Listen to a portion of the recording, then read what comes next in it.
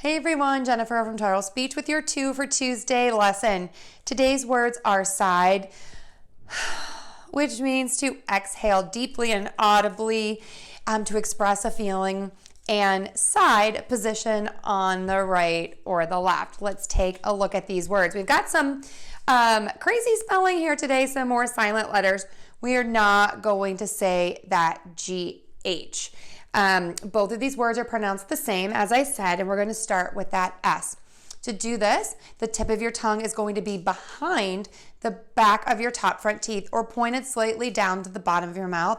Just make sure that the air continuously moves out of your mouth for that S sound. Next, move to the I, and to do this, oval mouth moves to a smiling mouth, and the tip of your tongue is going to move from the bottom of your mouth to flat at the top of your mouth. It's not touching your teeth.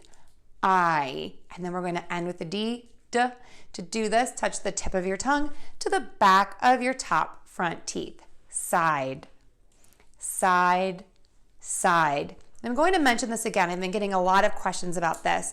Sometimes I hear a little explosion of air and sometimes I don't with the D and the T. You can do either. You can say side with a slight little release of air, or side where you just hold the tongue behind the back of your top front teeth and you don't release the air. Both of those are acceptable. Both of those are fine. It's whichever you choose. So let's give those a try. Side, side, side. And now in a sentence. After the game, I sighed on the side of the field.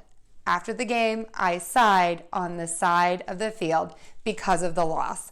Give it a try. I know people are going to notice the difference. If you found this helpful, please give us a like and a share and a subscribe.